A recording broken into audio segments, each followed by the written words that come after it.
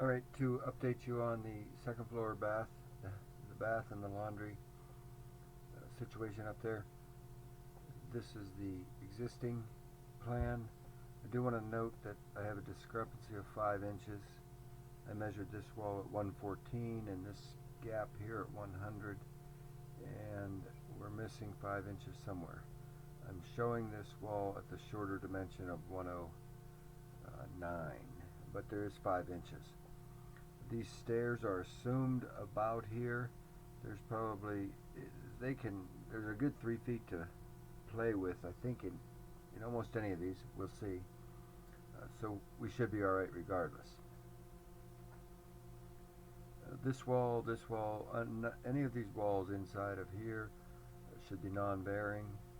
This should be your only important wall here, and we just have to worry about moving some doorways around. So that was the existing condition, and at first I thought, well, I'm not sure moving this wall is 9 inches, which is what it is, before you begin to encroach on that window. Adding 9 inches to that bathroom was going to be worth it. But I did decide I would go ahead and investigate that first, because that was the least expensive way to go. It's non-bearing. You're going to be demolishing this entire bath on the inside, and it won't. You wouldn't have to do much in here. I mean, you're going to have work over here with the door relocation, as you see. That was the first move, is just to move that wall to there, and then I actually just investigated that, and probably that's going to be enough for you to make some decisions about where to go. And some of these will not be what you're looking for, but we'll try to help you get to what you actually want. This first interpretation, that was the existing. And we can't move any of these outside windows, or we're not going to. So those stay and kind of dictate certain things. This was just the first quick look at something. We call it A1. I preserved some of that closet, gave this some of it over to the laundry. This was just really, as I said, basic. I just have the machines pushed over here. A plumber won't like that much, but that's. I waited on the laundry for a minute, and this was a bath I developed as quickly as I could, or using what space we had. The vanities had to stay on this side in order to fit the other fixtures over here. This door, notice I have flipped its hinging. Well, I've flipped its hinging and I've pushed it back. I'm keeping it back a little bit, just so you have at least one switch when you come in this door. A person might argue to keep that swing the same way, which would be like this, but some people don't want to be introduced to the toilet when they come in, although that would give you plenty of room for switches on this wall. This is a standard 60-inch long. This is like just a regular tub that's used as a soak. I mean, they have a variety that are alcove type installations that are for soaking tubs. So I'm just showing this one, and there's room for a shelf behind that, a 10-inch wide ledge or shelf.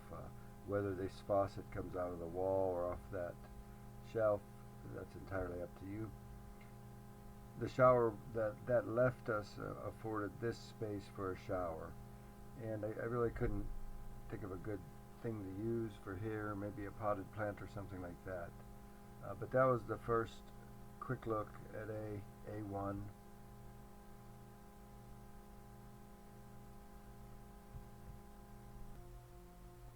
There are some smaller ones, freestanding tubs. 59 by 30, 54 by 29 notably.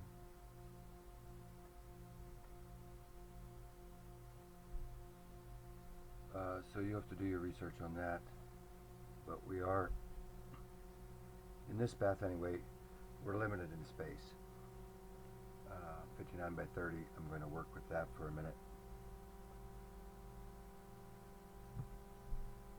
In going to a different sort of soaking tub, I looked these up, and this little film, quick little clip here shows you there's a variety.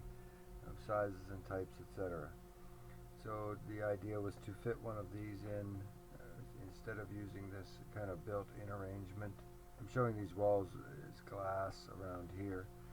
This really just one person, a couple people probably could fit in here, but it would be tight. But in trying to get a place for a soaking tub that's freestanding like this,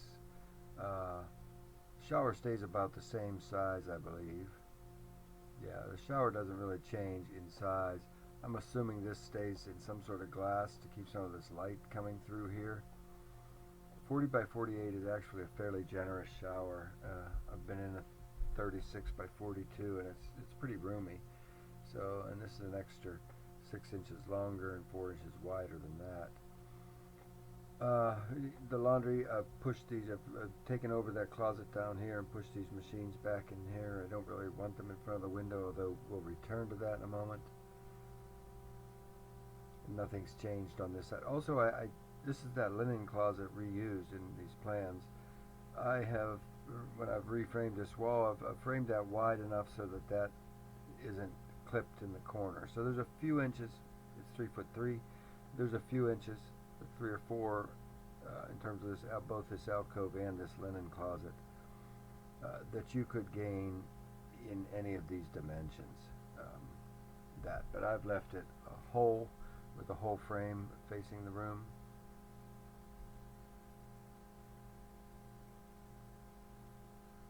This was one of those smaller soaking tubs. There were even smaller, a little wider but smaller, shorter than 59 over there, and you can make that review yourself. You can't even really rotate this.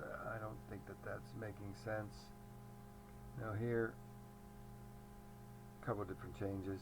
We turn that thing all the way. Now we've brought this shower down to 40 by 42, which is still fairly decent shower. As I said, I've showered in a 40 by 42 and it wasn't bad. Mine was actually 36 by 42. And there's still 3 or 4 inches down here if you needed some more room. But this would rotate a 59-inch tub this way in this space and this wall stopping here without encroaching any further than that on that window. A quick review here, though. I moved these machines back out, and eventually this becomes the thing not to do. A couple of quick little changes here, I guess, before I get to that. If you wanted those sinks as like pieces of furniture, that would be doable. And here I experimented with bringing those washers out. I ultimately decided this is not the thing to do.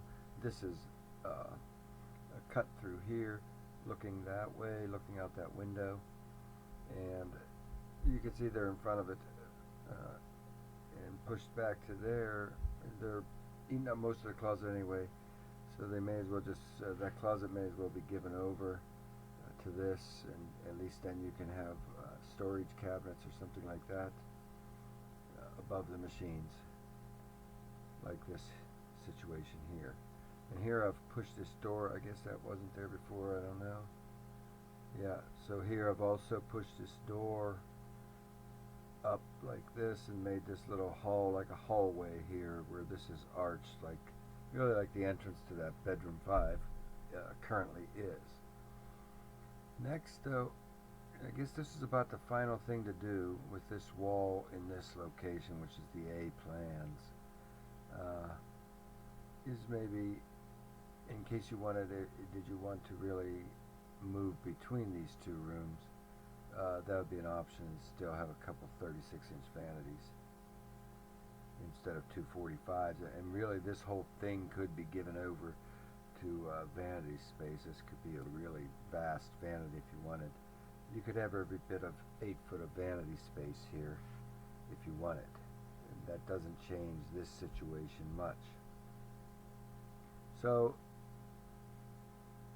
finally, is, give up, and if this isn't enough, if we haven't managed to get enough in there, and then we've got to just, and the laundry is very large as it is, so we have to say we're going to capture that window on this side, and then that opens up these sorts of possibilities.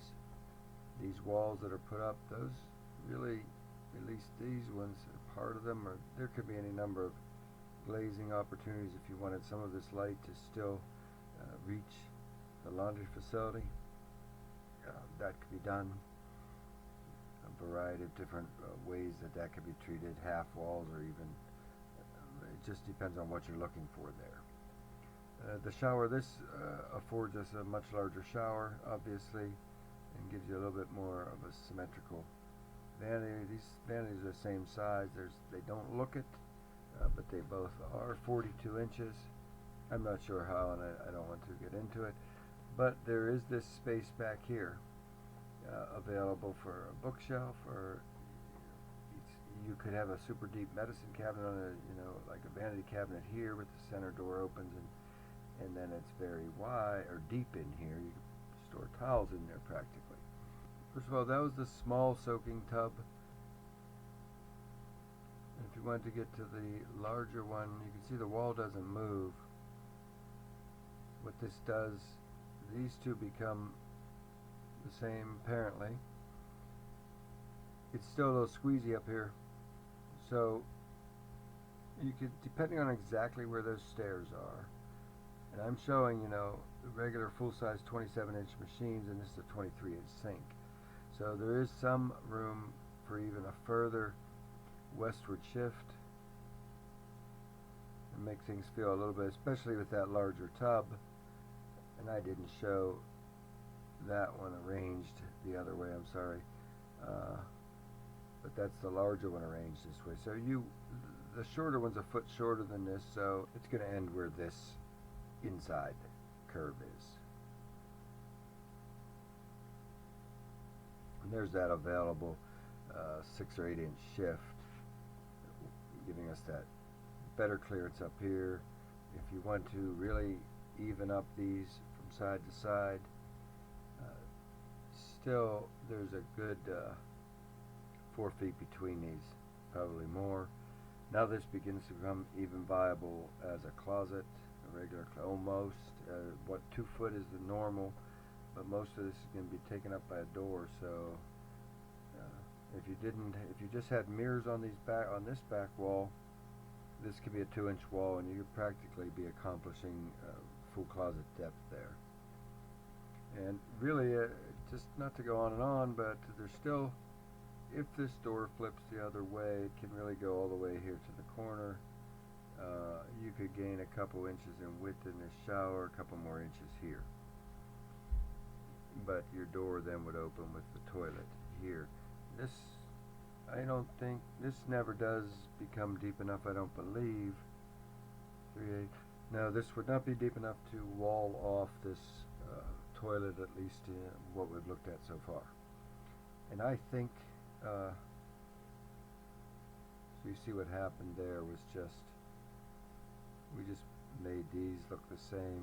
It does take away some floor space. And now we finally get this door centered on this one, which is kind of nice since that has glass in it as well. Here we take that big tub and the final little rotation, and we pick up another 5 inches in the laundry room on that end of the wall. So that would certainly should give you some things to think about, and you can go through it and run it slow if you need to be completely bored. That should do it. Thanks.